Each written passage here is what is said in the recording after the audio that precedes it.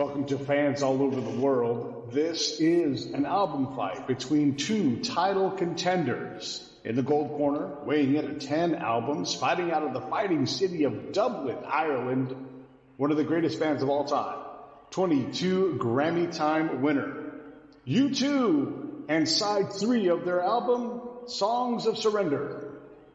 And in the green corner, fighting out of the fighting city of Dublin, one of the greatest bands of all time, weighing in at 10 tracks, it's U2.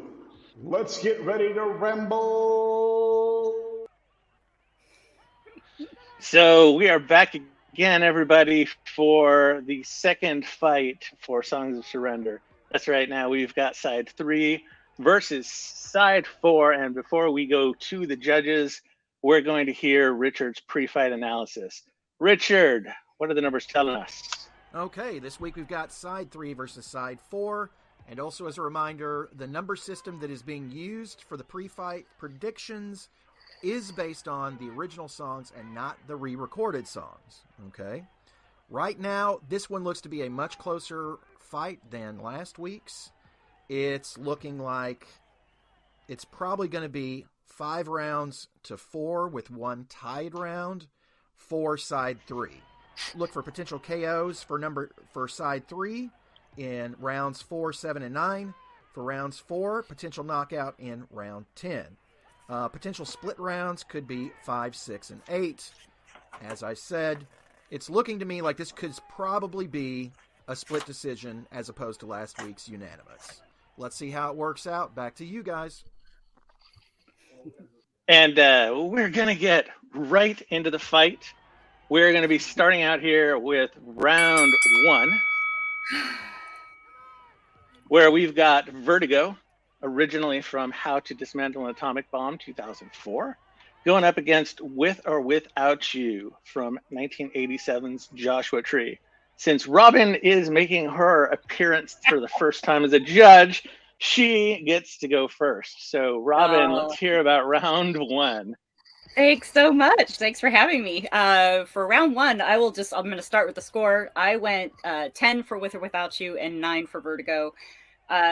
With or Without You, just for me, has just always been one of those really great emotional songs. I love the bass, the rhythm, all of the underlying tension and everything. I love the story background behind it, with Ali and Bono and their early marriage and some of the growing pains they were going through and how we can kind of all get behind that, I think, in our own relationships and whatnot. So I liked With or Without You. I love Vertigo as well.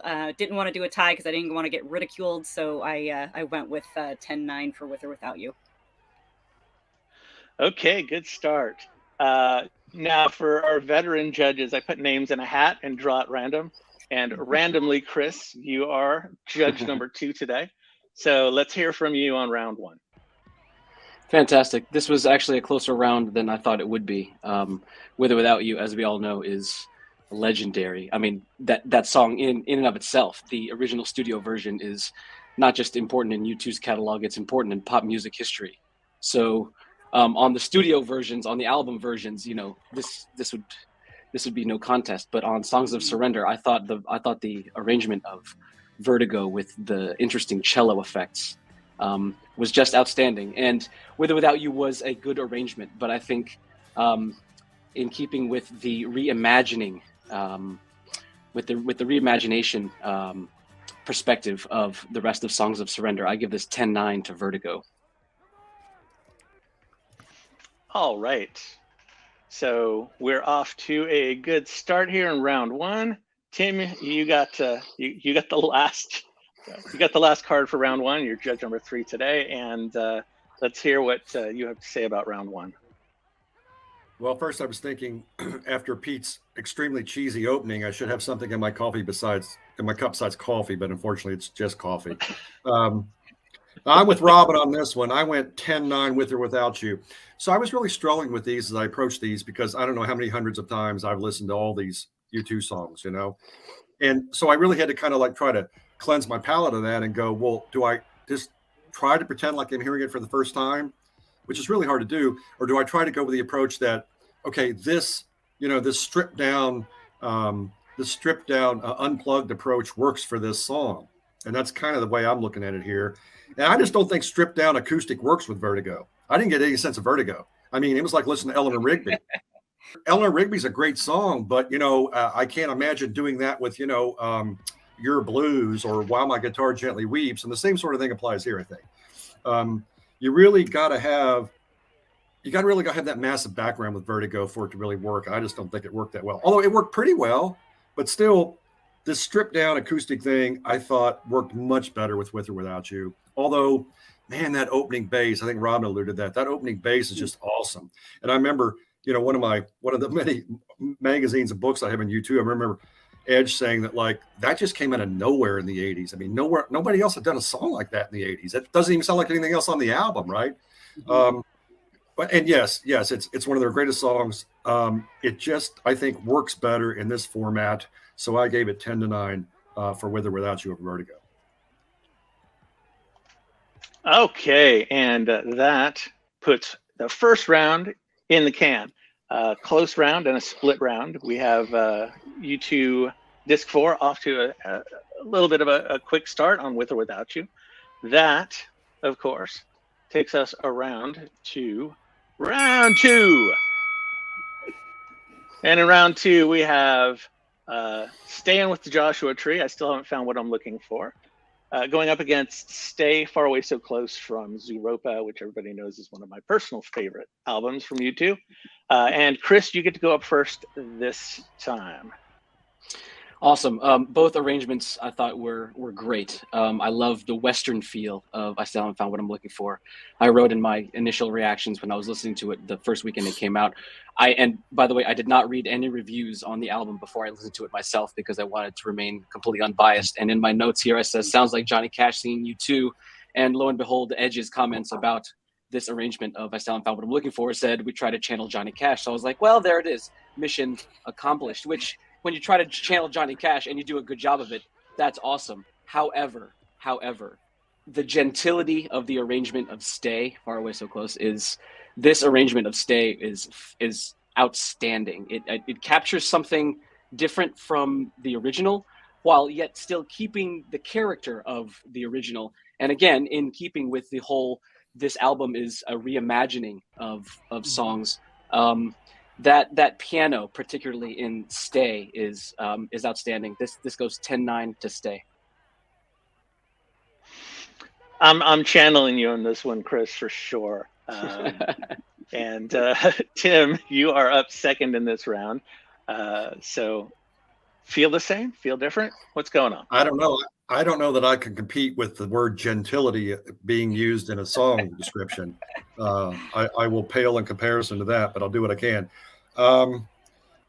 Yeah, I'm like you. I'm glad you said that, Mike. Zooropa, I think, is a vastly underrated album. It's one of my favorite U2 albums, and it's always Octone Baby or that Tree album. But no one hardly ever talks about Zooropa, which has perhaps one of their greatest songs, that collaboration with Johnny Cash, The Wanderer, at the very end of it. So Stay, that said, Stay is one of my favorite songs. But again, kind of like Vertigo, I just didn't think it worked as well with this. I really like that verse 4 they added back in. Or they, I guess, added, because I guess Bono wrote some new lyrics for some of this stuff. But I just think that, Zooropa is all that electronic stuff. And if you suck the electronic stuff out of that, I just feel like it's not quite Zooropa-ish. And again, maybe I'm violating norms and how to look at this, but that's how I'm looking at it. So I really thought I thought the acoustic arrangement, the stripped down, pared down thing worked better with Still Haven't Found What I'm Looking For. And again, I like that added line he had in there about you took the blame. Again, the references to Christ in this one. Edge's backing vocals I thought were particularly good on that version of this. So I made it 10-9. Still haven't found what I'm looking for. Well, Tim, judges got to judge. That's why we're here. So it's all about musical appreciation. Robin, you get to break a tie here. So I think what do you think?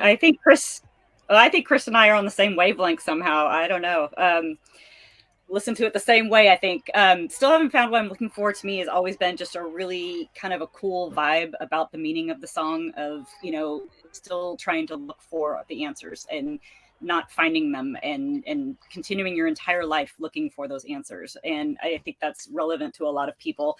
The constant, what they say, dying and being reborn, how they talked about it in, I think it was U2 by U2, when they were interviewed about it. And it's not about the quest. It's not about the arrival. It's about the quest, getting to the arrival. And to me, that just kind of resonates with me. I love the guitar at the beginning of Still Haven't Found What I'm Looking For. And I was really glad that they kind of still kept that, play into the song. It didn't feel like just an acoustic version of the song to me. Don't know why, it just didn't. And I loved all the instrumental touches that were all throughout the song as it kind of built and moved on. I thought it was wonderful. Stay, I love that song. I love Stay. And this was the close one for me too, but it's a very heavy, dark theme. And you can run that story to a lot of different ways about guardian angels and abuse and all these different things, and it's a beautiful song. And I agree that I think though it belongs in that digital kind of pop version of it, and I think it's better that way. And so for me it was 10-9. Still haven't found what I'm looking for. Fair enough. I'd say the very close round, and I agree with everybody. I agree with all three judges.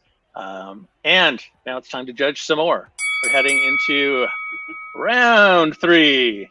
And in round 3, we've got Electrical Storm from 2002's Best of 90 to 2000, going up against just a juggernaut, Sunday Bloody Sunday from 1983's War. And up first this round is Tim. And Tim, I'm going to do some introductions here in round 3. Wanted to get off to a good start on just getting some rounds out of the way. So we're going to introduce Mr. Tim Furnish, who's going to go first this round, a recovering professor, sometime writer, a regular thespian, former 101st Airborne Arabic interrogator, rock music fan since he admits to this, the Nixon administration, and making his 8th appearance in Album Fight. That's right, the incredible Tim Furnish. Get us your scores on round 3, mister. Real quick, I want to say, to piggyback on what you said a moment ago, I think it's an adage, I believe Napoleon said it, right, that in music, professionals judge vocals and amateurs judge the guitars. Is that how that works? I think. Anyway. I'm not a professional. never professed. Electrical Storm, Sunday Bloody Sunday. Okay. Now, I came to this with the idea that there's no way Sunday Bloody Sunday can work without the drums. You can't work without those martial drums, right? Okay, those marching to review drums. But the more I listened to it, the more I was like, this really works really well. So I got past my reliance on, if there's any song that was reliant on drums, it's Sunday Bloody Sunday, right? But it still worked really well. Electrical Storm, to me, I thought this version of Electrical Storm sounded amazingly like the original. I didn't think it sounded that different. And Electrical Storm, I think, is a good song. I don't think it's a great song, whereas I think Sunday Bloody Sunday is probably in the tier of U2 great songs. And I really like that final extra verse they put in for Sunday Bloody Sunday. And for those reasons, I gave it 10-9 Sunday Bloody Sunday. I think you cribbed my notes, man. Okay, moving on to Robin. Robin Sickler, another lifelong friend of mine and Pete's. Robin has known me now since I was an awkward teenager, right into becoming an awkward adult. So Robin, welcome to your first judging experience. Let's hear from you on round 3. Thanks for having me. I think mine's going to be the unpopular opinion. I love Electrical Storm. I love this song so much. There's something about just the moodiness, and when you watch the video with Larry Mullen Jr. and Samantha Morton, and just the moodiness of the visuals and everything, it just plays so beautifully into the song. It's always been one of my all-time favorites, and like Chris had said, Tim had said, this was not, it didn't feel that different from the original. It really, really didn't to me either. So I heard it the same way. I just loved the rework. I loved how they didn't mess with the build up towards the end that I love so much in the original. All of those things. I loved it. And I know it's not the popular Sunday Bloody Sunday anthem, that everybody loves and goes with, but I didn't feel like it was as good with the rework as it was with Electrical Storm. And for that reason, I went 10-9 Electrical Storm. Fair enough. Again, there's that connection to music. I talk about it in every album fight, I think. And we do this because we love music, and connections are very different for different people. So going against the norm is actually encouraged. Plus, it creates debates between the judges, which is always fun. So we're going to take it over to Chris, who's going to finish up this round. Chris Endernall, who is a PhD in music theory, but most of the theory is revolving around U2, the greatest band in the history of bands. Also an author. Chris is also an author. We call him Dr. U2 jokingly, but it's probably fitting. And Chris is now making his 4th appearance in Album Fight. Chris, let's hear about round 3 from you. Thanks. Well, yeah, I disagree with all of this. So here comes some debate. Like Robin, I love Electrical Storm, particularly the original version. I mean, the William Orbit mix I know is the one that got released, but that the synths aren't right. Edge's guitar in the original version, that's the one that does it for me. I love the original version of Electrical Storm, so I was stoked to see this song included on Songs of Surrender. And I was so disappointed in this reworking. My God, first of all, the first half I thought was great. But then when it shifted, it changed keys, first of all. And sorry, nope. A key change does not work for this song. It does not work for this song. Second of all, it shifted from kind of a down-tempo, like stripped down acoustic version to like what to me sounded like a lounge act, and I was just like, oh my God, we're like in a Days Inn. Like I couldn't take I could not take the last half of it.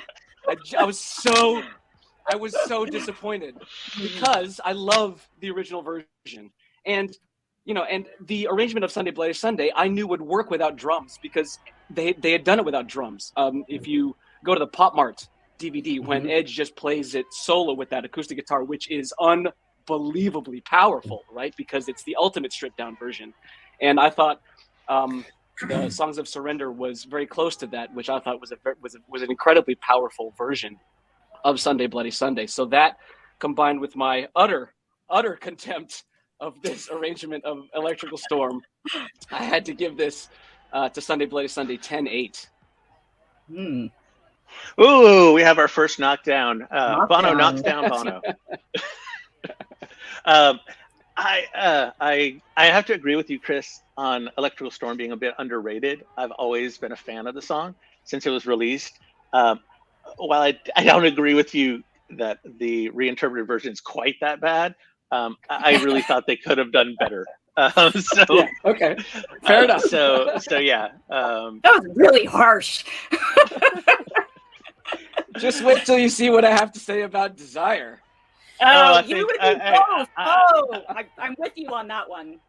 I think we'll all be in agreement on that one. I think we're all. We may all be kicking them when they're down, but that's a few rounds away. That's focus. Spoiler alert. Focus. On round 4. That's right. Round 4 is the Funky Fly from Achtung Baby, technically just The Fly, going up against Lights of Home from 2017's Songs of Experience. And we're getting back around to the top of the order. Robin, you get to lead us off. All right, then. This one was an interesting round for me. I had kind of rediscovered Lights of Home with this version. I'd kind of forgotten about it. I listened to it when it first came out back in 2017 and just kind of never really revisited it. And so I actually had sort of forgotten about the song until I listened to it for this. I really actually loved the rhythm of this version of the song. I loved everything about the arrangement. I love the fact that this comes from, that moment of his brush with death back in 2016 and what he, got from that and how that affected him. It really spoke to me a lot there. I love The Fly. I absolutely love The Fly. I like the original version of The Fly. Again, needs the pop mark, stuff that went along with it for me anyway, to make that song something really great to me. I do love I do love, the fact that the Jenny Holzer one-liners are the things that started The Fly for them. Seeing her, one-liners gave them the idea to do the one-liners throughout the song about, the liar is, who won't believe anyone else, and the friend is someone who lets you down. Those kinds of things and those dichotomies. And I loved it, but it belongs in a big show like Zoo TV was, or something like that. And, just because The Fly is that egomaniacal rock star persona that he took on, I think it needs that. I don't think it works with a stripped down version. So for me, it was Lights of Home 10-9 over The Fly. Fair enough. Yeah, The Fly is kind of a Max Fisto primer, so to speak. Chris, you're up second here. Yeah. Agree, disagree?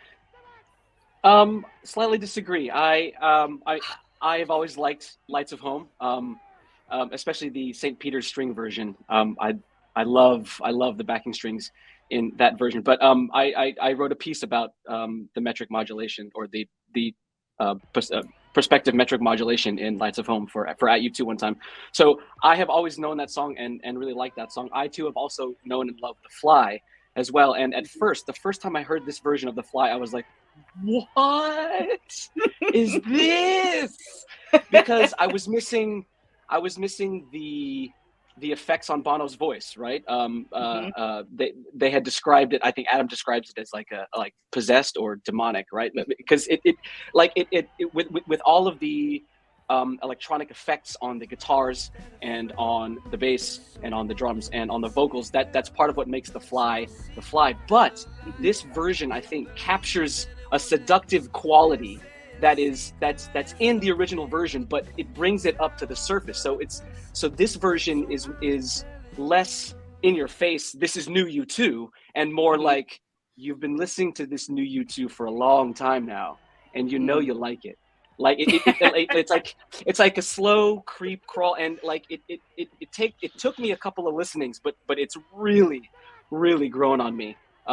And I think this is a case where the reimagined arrangement works better than a stripped down version for me personally. So I give this 10-9 to The Fly. Okay, so we're split again. Tim, you get to be the tiebreaker.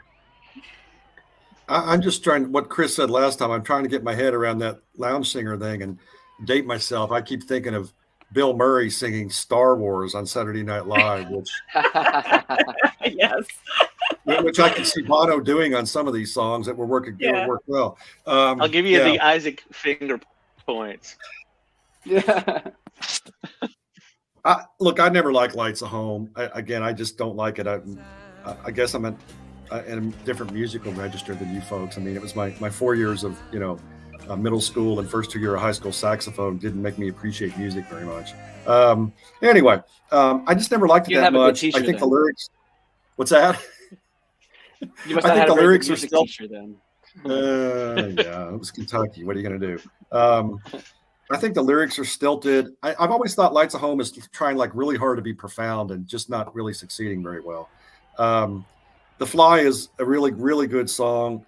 I didn't really think it worked that well on this until I started really looking at the lyrics, and particularly that verse 3, which I think is new. I mean, it just struck me how much the words, we are allowed to talk about words, right? Please do. Every artist is a cannibal, every poet a thief. They all kill the inspiration and sing about the grief. I'm like, that has to go down the annals of rock history. It's just a great self-takedown, frankly, actually. Yeah. But I thought that The Fly did a decent enough job with the new version musically, but those lyrics like that, I thought just knocked it over the top for me. So I made this actually. I didn't like Lights at Home very well. I didn't like it before. I didn't like it this time. I made this 10-8 for The Fly. Oh, another knockdown. Ooh. Goodness. Yeah, I agree. Down goes lights of home. Ouch. But again, fair is fair. We're here to judge. I knew I was going to be the And, unpopular that opinion. close- I knew. Headed headlong into round 5, where we've got If God Will Send His Angels from Pop, making its one appearance here, going up against Cedarwood Road, which was from Songs of Innocence originally. And we've got Chris leading us off this round. So, Chris, Yeah.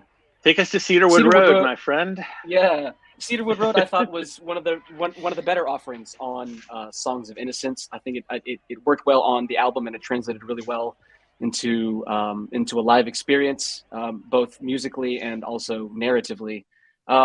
But this arrangement here felt a little empty. It felt really empty until the bridge. And once the bridge kicked in, I thought it was a really good change, but I thought it was a little too late for me. It was an okay arrangement, but nothing spectacular. On the flip side of that, If God Will Send His Angels, this is a song that, I never really paid that much attention to on pop. But this arrangement I thought was awesome. I labeled this kind of a quote unquote cabaret style arrangement. And I thought that the translation of the guitar line into the piano was very faithful, but that change in timbre actually was effective. And I really liked the simplified arrangement of If God Will Send His Angels. And I know it comes from pop, so with the whole electro sound thing, but the whole point of Songs of Surrender is to take the nugget, take the idea of the song, and do something completely different with it if possible. And I think it really works with If God Will Send His Angels here. So I give it 10-9. All right. And we move right from Chris to Tim on round 5 here. So Tim, how did you score this one? These are two songs that I've never listened to a whole lot. So I was in a sense sort of coming to him fresh. I'd probably Cedarwood Road I'd listened to more than the other one. It was interesting. Chris said a cabaret. I almost felt that If God Will Send His Angels was almost hymn-like in terms of structure, but in terms of, if you read the lyrics, it's very almost anti-hymn. I mean, the very last verse, if God can't send his angels, could he come himself right now? Well, come on, Bono. You and the Edge and me and lots of other Christians know that's happened already, but it's kind of cynical. To quote George Harrison from his appearance on The Simpsons when he saw the B sharp singing on the roof and he rolled down the window, hey, it's being done. It's been done. Anyway, so I thought it worked pretty well. I really liked that line. I thought the piano was really good. I really liked the line. It's the stuff of country songs. Mm-hmm. My wife listens to country music all the time. I mean, everyone I know has one flaw. I don't know what happened to her. But my wife listens to country music all the time. So I really appreciated that. So I get secondary. I'm exposed to country music secondarily. Anyway, I like that line. Cedarwood's Road, I know it's autobiographical about growing up in Ireland and all that stuff. But I just don't think it's particularly a good song. And I gave this one to If God Will Send His Angels 10-9. Okay, so we have an agreement between two judges. Robin, you get to take us home. Do we finally get our unanimous round? You just might. So Cedarwood Road, I had not really listened to, again, in a really long time.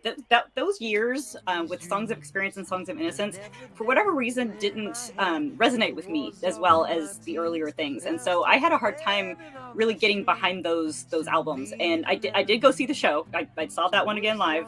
I've seen, I think, everyone live since Pop Mart. It was my first one.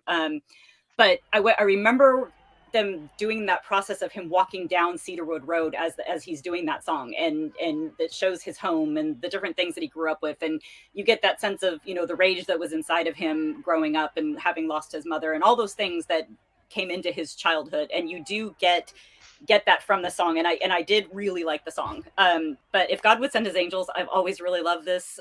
It's always been one of my favorites off pop. I can't believe this was the only pop song or Pop Mart song that came onto this 40 track album that they did. But I do love the quiet sense of anger about what's going on in the world, and kind of their take on that, and why is everything going just to absolute hell in a handbasket right now? Nothing's happening. No one's stepping in to make it better, and those kinds of things, and all those questionings about how much do we blame God for what's going on in the world? How much do we not?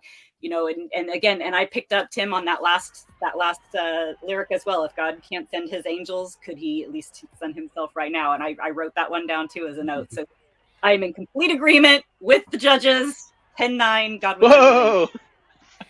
We have a unanimous round. First one.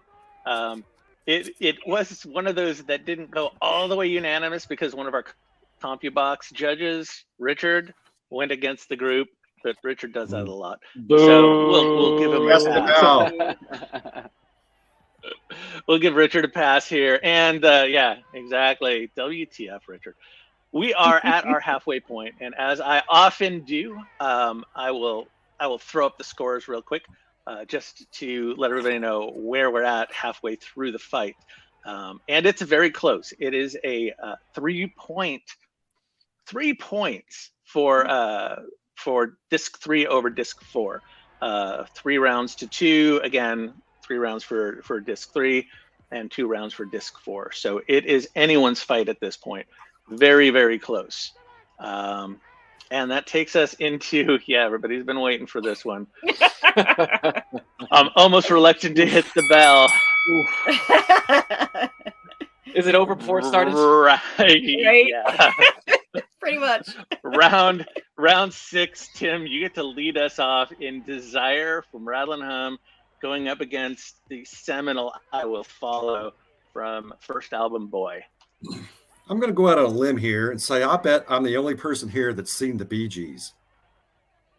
Yeah. Oh, yeah, you're right. Yeah, probably. Yes. Bee Gees. Yeah, I'm sorry. Bono, stop it. Just stop. Stop with the Bee Gees. In fact, that was bleeding over Desire. That was bleeding over into Alvin and the Chipmunks. All right? It was horrible. Sorry. Yeah. Desire's a good song. And he, again, I Will Follow. You didn't have to do much to beat Desire in this one, okay? I'm sorry, you didn't. But you still managed to do something. Good acoustic intro. I really like the bridges. It sounded like signature U2. It's 10-8. I Will Follow over Desire. I probably should have made it 10-7. I think we may be seeing a trend here for this particular round, but I don't want to sneak preview ahead. Robin, yes. What were your thoughts on? Oh, my thoughts. Okay, so Desire. It's funny. It's never been one of my favorite U2 songs. I know it's one that everyone's supposed to love and everything, and it's not one of my favorites of all time. I like so many more songs of theirs better than that one, but this one was absolutely horrible. It was terrible. The entire first part of the song in that falsetto was it was like nails on a chalkboard for me. It was awful. So yeah, I almost couldn't listen to the whole thing, but I was like, I got to do this because I got to get through this album fight. So I got to listen to it and see if there's any merit at the end, which there wasn't. And so yeah, no, horrible. I Will Follow. I'm a mom. This one's about his mom. So, that touches me just a little bit. I love the tweak of the lyric where instead of a mother takes him by his hand, he says his mother lets go of his hand, and the gift of grief will bring a voice to life. That to me was an amazing lyric, and everything about this song and what his mother meant to him and how it shaped his life moving forward. Loved it. So I was 10-8 as well, Desire. I almost did 10-7 like you, Tim, but no, I gave it 10-8. Yeah, it was close for me too, Chris. I have a feeling, but Chris, let's hear your assessment of these two songs. Well, let me get out of the way. Okay, so I teach music at the collegiate level, and one of the classes I teach is aural skills. And in that class, all of my students sing. It doesn't matter what your instrument is, you sing. And I tell my gentleman students in particular, if it starts to get high, there's nothing wrong with flipping into falsetto. Now, if you're singing on the stage of the Metropolitan Opera, they tend to frown upon singing in falsetto. But pop singers sing in falsetto all the time. Bono has sung in falsetto all of the time. Chris Martin has made $1 gazillion singing in falsetto. The Bee Gees, falsetto. there's nothing wrong with falsetto in and of itself. However, Bono and the Edge, this was not the time. This was terrible. I'm sorry. I love you guys. But this is a professional musician here telling you that was terrible.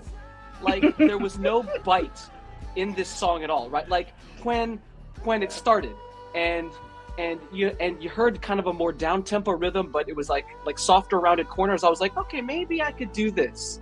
And then Bono's voice came in 17 octaves higher than you expected it to, and you were like, what the F is this? Like this is not about desire. This, there was no sense of urgency in the song.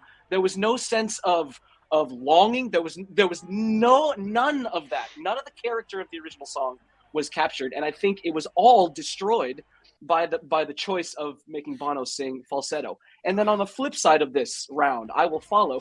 This is one of those instances where a pared down, quote unquote, unplugged version of U2 works brilliantly. I think the Edge on his 12-string guitar in that intro, ding ding ding. I mean, it sounds like he had the echo on there, right? I mean, but they did it with acoustic instruments. This was an amazing acoustic arrangement, and then plus with the complete misstep of the falsetto in Desire, it was 10-8, and they're lucky it wasn't 10-7. But I was like, well, we have 4 rounds to go after this, so there has to be something left in the tank. So it's 10-8. I will follow. Yeah, this is the first truly unanimous across every score, including the CompuBox scores. I also scored it as a knockdown. When I heard Desire, I literally said, "What the fuck was that?" When it was done, those were the first words that came out of my mouth. Yeah. And I was blown away by. It works for Staying Alive, but this is not Staying Alive.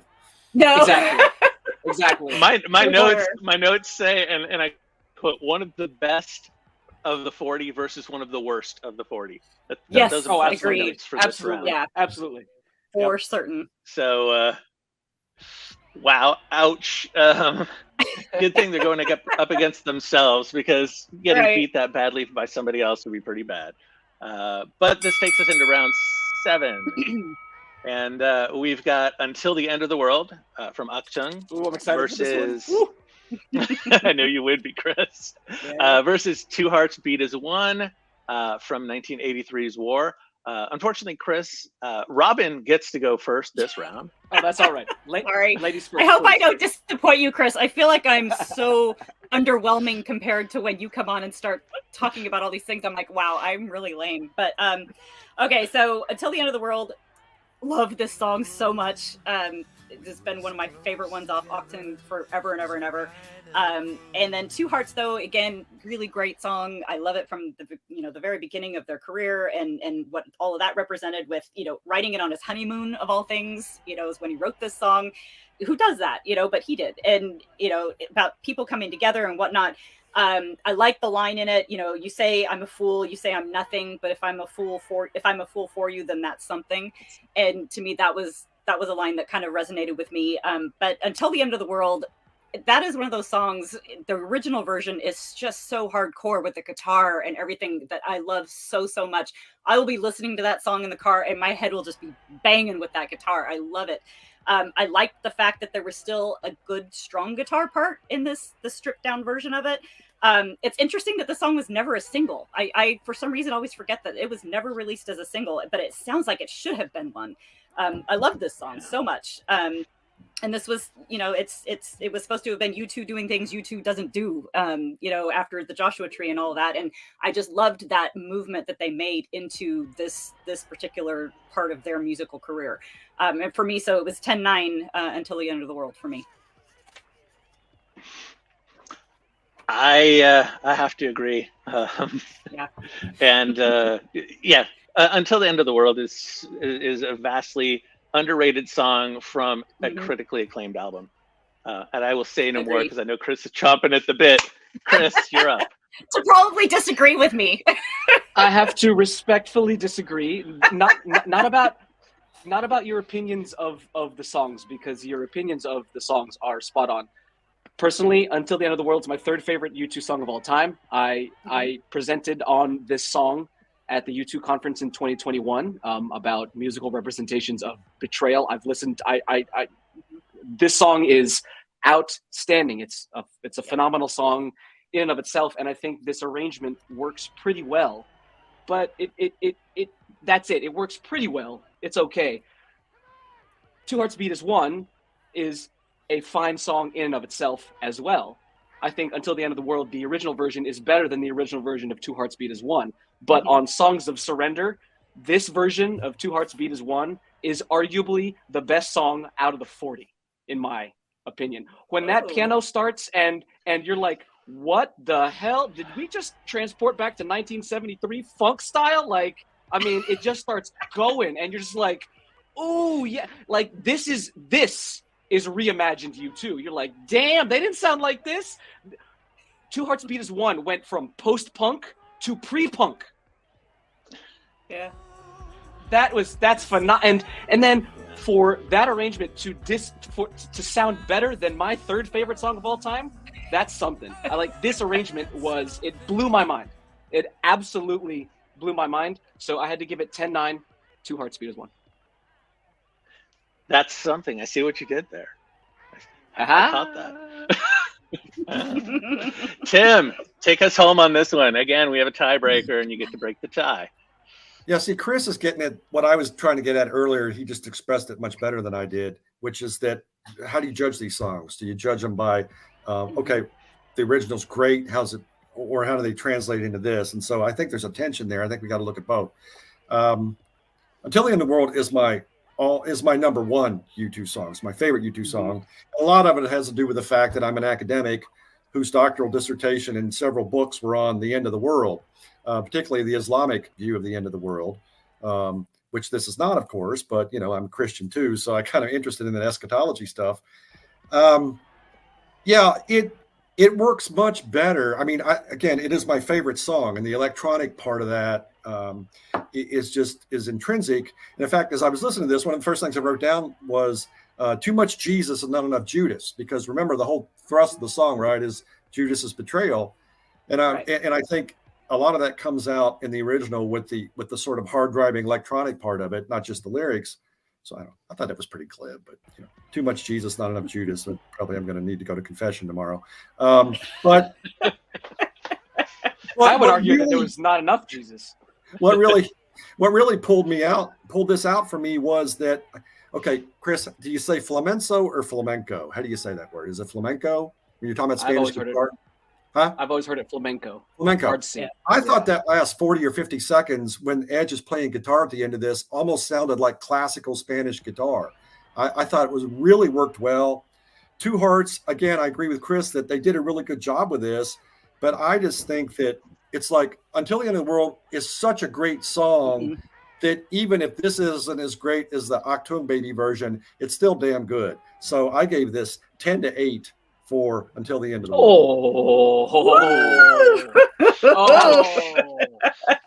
Another knockdown. I'm going to encourage you to listen to the opening 30 seconds of Two Hearts Beat as One again. And if you don't start jamming in your seat when that piano kicks in, you got to check your pulse, my friend. Woo! Yes, I wrote down here, Two Hearts Turn the Beat Around was what I what I wrote down. There you go. And remember what what's his name said in The Martian when he was listening to that. No, I'm not going to turn the beat around. I refuse to. Right. I forgot about that. I liked Until the End of the World slightly more than Two Hearts, but I did like the reimagined version. I really did. Very different, but different not in a bad way. So definitely better than round 6, that's for sure. Well, that takes us into round 8, where we've got Song for Someone from Songs of Innocence going up against Miracle Drug from How to Dismantle an Atomic Bomb. And Chris, you get to lead us off this time. Yeah, this round I think it was not quite as intense a battle, I think, for me as the other rounds, simply because the songs involved are middle of the road U2 songs for me. I don't have anything against either Miracle Drug or Song for Someone. In fact, Song for Someone was the first song I sang one of my twins as she was sitting in the NICU for the first couple days of her life. So, I have a strong personal connection to that one. But as it relates to Songs of Surrender, I thought both arrangements were fine. For Miracle Drug, I loved the rhythm that happened between the piano and the guitar. There's a lovely 2-against-3 rhythm there in the chorus. I thought some of the texture changes were a little weird, like the verses switched to the guitar from a piano, which was a jarring textural change for me. Whereas in Song for Someone, the original version is an intimate song already. This one brings that intimacy even closer, particularly if you're listening to the album through headphones. This is one of those arrangements that this stripped down version, it feels like Bono is like singing like right to me. He's singing next to me and he's singing to me. And I thought that made this version perhaps feel perhaps even more intimate than the original version. So I give this a 10-9 Song for Someone. Okay. Tim, you are up next. Let's hear what you had to say about round 8 here. Well, I largely agree with a lot of what Chris said. These again are two songs that are not two of my favorites. In fact, How to Dismantle an Atomic Bomb, not one of my favorite albums. That said, I think they did a good job reimagining both of these. I really like the chorus on both of these. I like the lyrics for both of these songs, but I really like the lyrics better on Miracle Drug. And, that whole story about, I guess it was supposed to be about one of Bono's schoolmates who was paralyzed and they found a way to help the kid be able to do things. I think they even said he wrote a book or something. So it's very interesting. Again, I almost felt like I didn't have a dog in this fight, to sort of echo what Chris is saying, but I still slightly like Miracle Drug better. So I went with it 10-9. Okay. So we have, sorry, I was looking at the scorecard real quick. So we have a tiebreaker again for Robin. Yeah. I have to agree kind of with what both Tim and Chris have said up to this point. Neither of these two songs are really either of my favorites.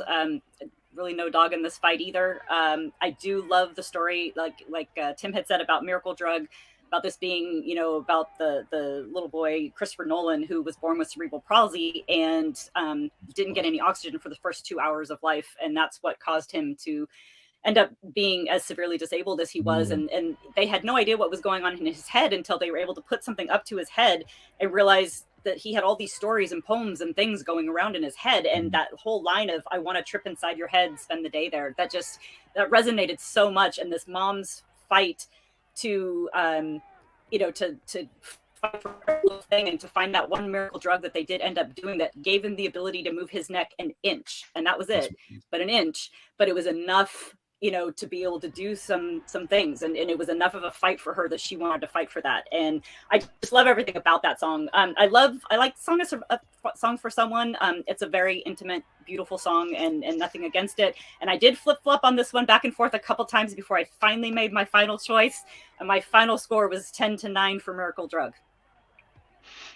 Yeah, oddly enough, the judges who scores are the ones that count went a split decision for Miracle Drug, and all the CompuBox folks went Song for Someone. So it really seems like this was one of those close rounds. And round 8 is usually where you start to get a little bit of fatigue, and the band is rolling up for the close of the album. So let's do what the band wants. Start doing rope-a-dope. You do rope-a-dope, Mike, in round 8. Yeah. Round 8 is the one where you're just circling and circling a little bit, looking for your opportunity. And we are now headed into round 9, where we have All I Want Is You from 1988's Rattle and Hum going up against The Little Things That Give You Away from 2017's Songs of Experience. And Tim, you get to lead us off this time. I really wanted to like All I Want Is You because it's one of my favorite U2 songs. It's always been, except I really hated that fade out ending that they came up with on the original. And I thought, fix that, which they did fix that. But it's a good song. It has one of my favorite lines in any U2 song, A Harbor in the Tempest. I just love the word tempest. Just saying the word tempest sounds cool. Tempest. Yeah, tempest. Tempestuous. Anyway, I like this version. The Little Things was never one of my favorite songs, but for some reason, this one really struck me. I really liked it. And I don't hope I'm not screwing things up by looking at lyrics here because I can't read my own writing, which is an issue sometimes. Sometimes I wake at 4 a.m. where all the darkness is swarming and it covers me in fear. I'm like, hey, Bono, I've been there. I think I was there last night or this morning. And then that last verse, which is repeated a couple times, sometimes the end is not coming, it's not coming, the end is here sometimes. Again, maybe I'm injecting eschatology into this where it doesn't fit. But I really like the lyrics on this song. I really like the version on this. And it's weird because I looked at this and I thought, I know which one I'm going to pick. But once I listened to them, I wound up picking The Little Things 10-9. Okay. All right, Robin. Right. Let's hear from you on round 9, our penultimate round here. Yes. So All I Want Is You, one of my all-time favorites. It's got to be top 2. It absolutely has to be top 2. I love the fact that this one is about their struggle to, Bono's struggle to decide to have kids. And Allie, the fact that this song was written from Allie's perspective of he wants to give her all these things and riches and things and things and things. And all she wants is him. All she wants is a child and have a family with him. And that was what this song was based on. And I love that was the theme and the underlying message around it. And I think a lot of people hear that, I can give you this, I can give you that. But, really all you want is that person's time and energy and everything. And there's everything about the melody, everything about how this song is structured. I love so much. The Little Things, I did kind of rediscover the song again with this version. It's very good. It was a hard toss up with this one. It was a very close call for me. But I ended up giving it to All I Want Is You 10-9. Fair enough. Rattle and Hum. I think Pete's been putting it on the on the little screen beneath Underrated. us. Is such an underrated album. It's a bit uneven because they flop between the studio and the live stuff. But closing it with All I Want Is You, it was just a brilliant move on their part because it is definitely upper echelon for me also. And Chris, our resident doctor expert here, what do you think about these two songs? I'm dying to hear your opinion now that I made mine. I was excited for this. I was really excited for this round because these are two of my. These are two top tenors for me. I think Little Things That Give You Away is either number 2 or number 3 for me. The last 2.5 minutes of Little Things is arguably 2.5 minutes of U2's best work. The way it builds, and I wrote a piece about this one for at U2 about how the layers come in and how it all ties to that shift to double time, and then you hear Larry's cymbals coming in, and then it sounds like the crashing glass. I mean, like. When you hear the lyrics in the drums, folks, that's special, okay? Little Things is an underrated song, and I urge everyone out there to give it a listen, especially that back half. All I Want Is You, of course, has been around since Rattle and Hum. It's another top tenor of mine because of that string arrangement in the original, and I was interested to hear what they would do with that on Songs of Surrender in a reimagined, and to finish what I was saying about Little Things, I think the arrangement on Songs of Surrender is a fine one. It's an unplugged version, and it's faithful to the original. I was really excited to hear what they would do with a reimagining of All I Want Is You because the strings in the background are so pivotal in that song, so instrumental, if you will. Got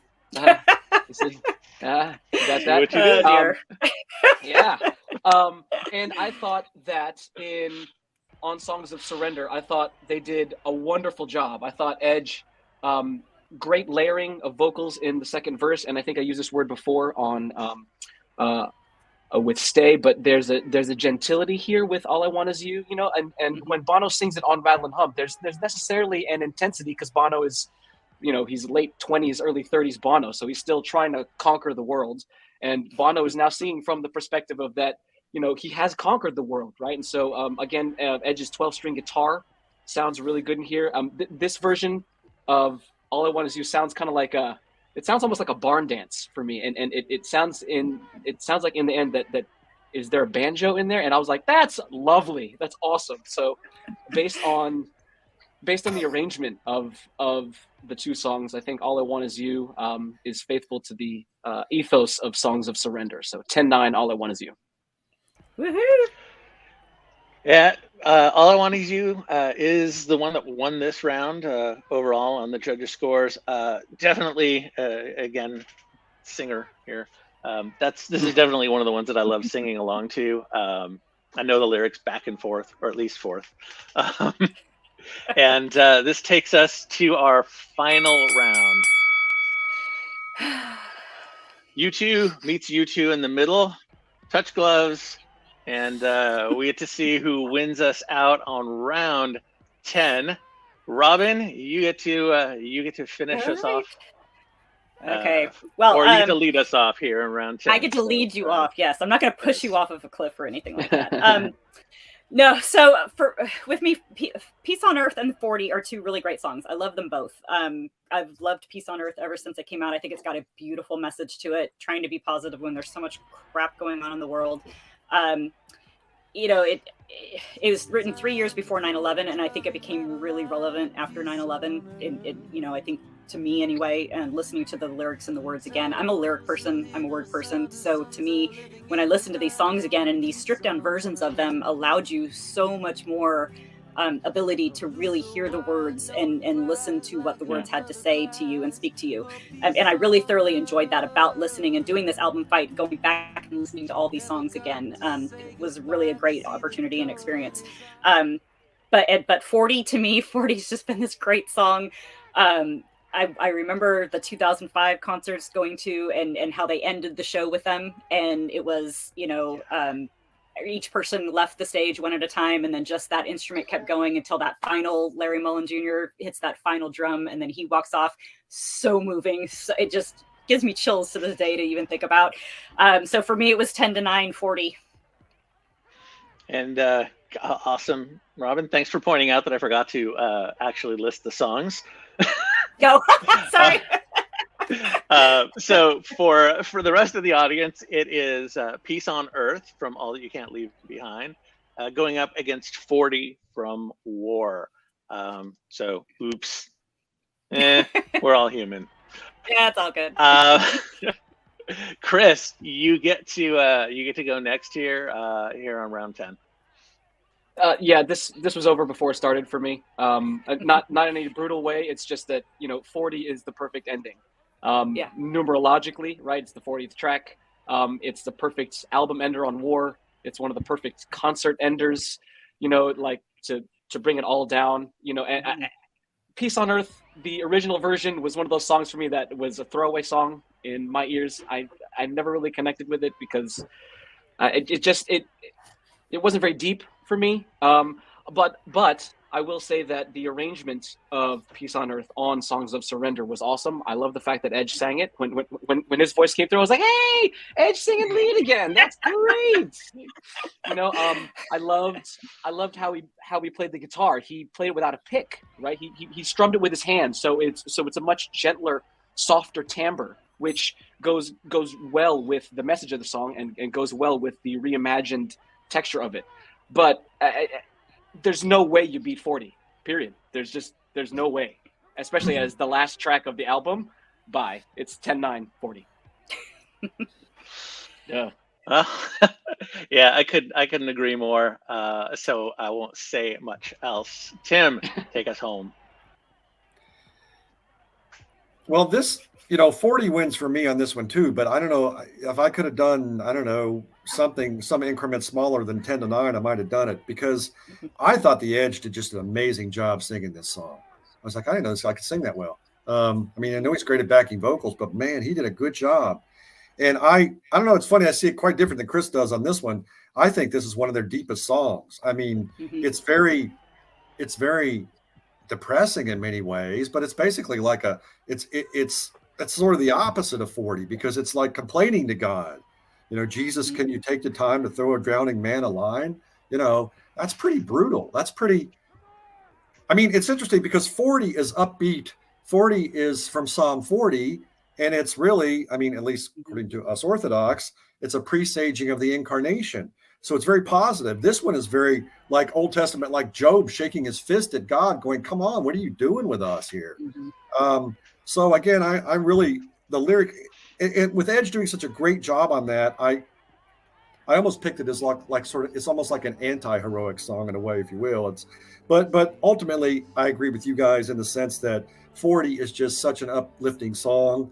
You don't want to end the album on a sour note, you know, Jesus, no. Let's end it on a positive note. And 40 certainly does that. So I made it 10-9-40 on this one.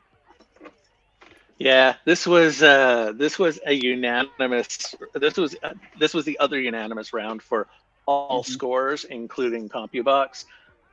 And when I saw it on paper before I listened to the music, I was with Chris. I was like, this is gonna be a non-competition, but it was definitely more of a competition, and that's just credit to Edge's singing and the arrangement of Peace on Earth that it lifted it up so that it could actually compete with 40.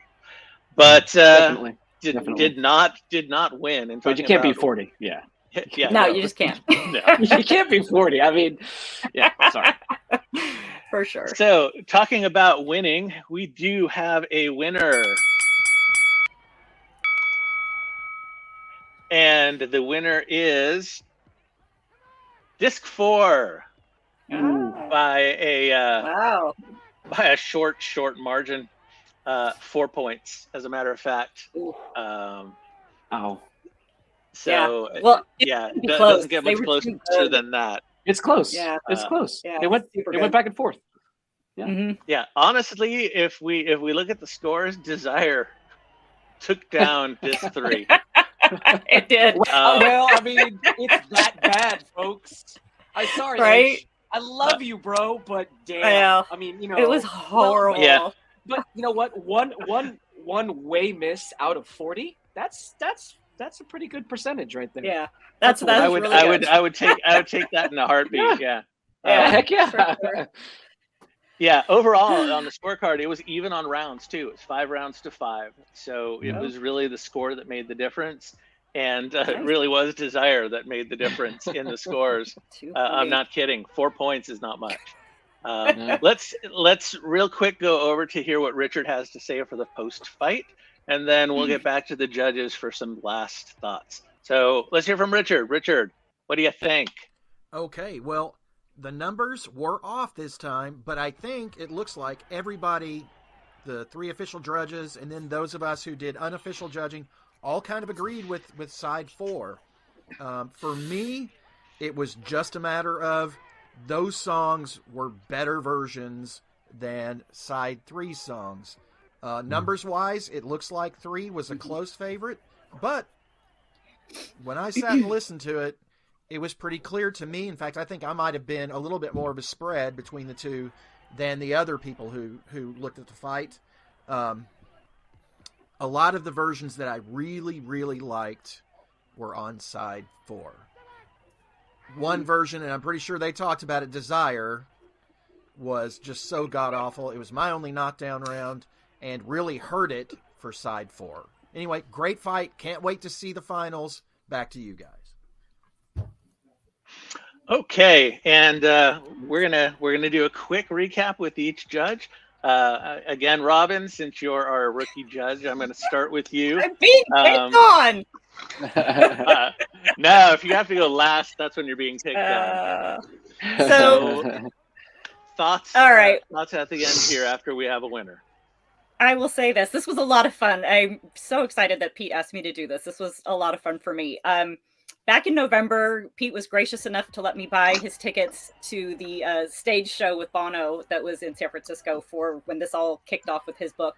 And so I took my sister, who is another U2 fan, almost as big as me, and it was amazing. And this was pre-album coming out and everything. And so I had a flavor for what this was going to be when it did finally come out. And so I was very excited about it. And then reading the book via the Audible, I had the book in my hand. And as I read the pages, I listened to Bono actually speak the words of the book through Audible.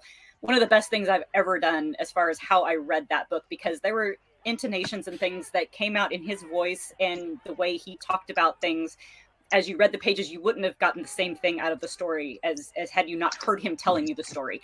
So for me, this was something really cool to kind of cap off this whole experience of the book and the show and the Audible, and finally getting to the album and being able to compete these songs one against the other was a lot of fun. So I really appreciate you guys having me.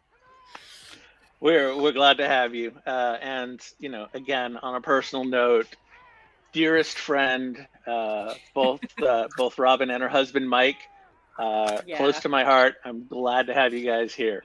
We love you too, so very much.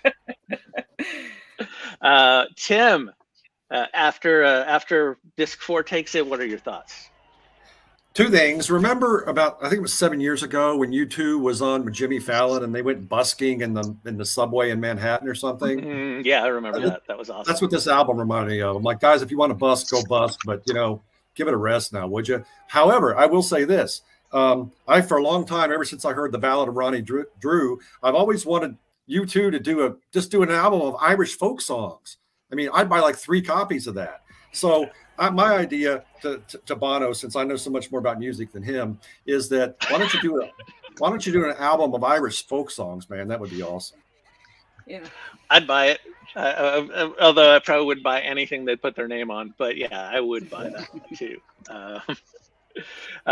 So we'll finish up with Chris. Chris, what are your thoughts when it comes down to these 2 albums, and just your overall thoughts on Songs of Surrender?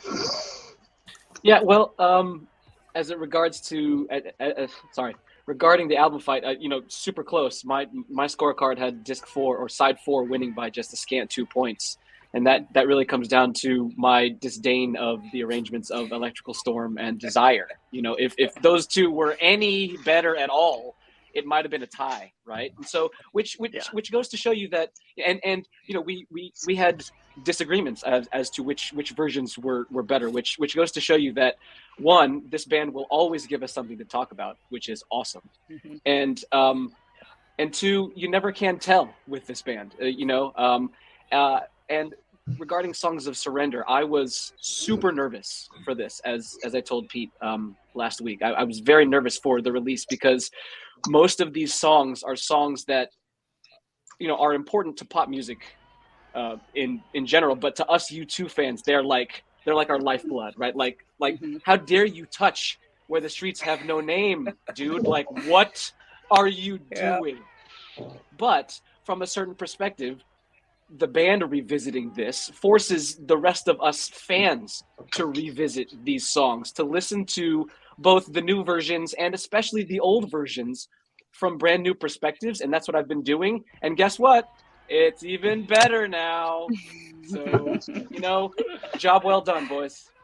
Yeah, I of course listened to the episode that you did with Pete when the album first came out, and it was an amazing episode. We should probably link it somewhere on here. But I think Songs of Surrender gets better with every listen. To prepare for these episodes, I listened to it a lot. I listened to it on random. I listened to it straight through. I listened to it in the song by song format. And there are songs that my first listen, I was like, that's not good. And then listen to it again and listen to it again and listen to it again. Two Hearts Beat is One is a great example. The first time I heard it, I said, disco, ouch, stop. But by the 4th or 5th time I listened to it, I really felt like this is a good arrangement. I actually kind of like this. It's funky. It's cool. So this is one where I'm recommending to the audience, listen to it again. especially if you don't really like it that much the first time through, because it's different. But different is sometimes good. You just have to give it a chance. And if you still hate Desire after the third time, well, you're like all the rest of us. Yeah. You're just going to hate it. If you like Desire, who are you? Like, where are you? I would like to talk to you and find out why. Yeah. I'm just so glad that everybody else agreed. If you like Desire, you're Disco Stew from The Simpsons. I'm sorry. Yeah. I'm just so glad I feel better about best- myself that everybody felt the same way about that song. It made me feel less critical, but everyone else hated it exactly the same way. Yeah, best used in a few situations only. That's it. All set up. I'm excited to announce our next fight, by the way, which is going to be side 1, our winner versus from the first fight, versus side 4, our winner from this fight. And we'll be recording that one as soon as we've got judges lined up, and we'll post it as soon as it's done. Once again, judges, thank you for joining us, and looking forward to doing more album fights with you guys again soon. Thank you, guys. Thanks.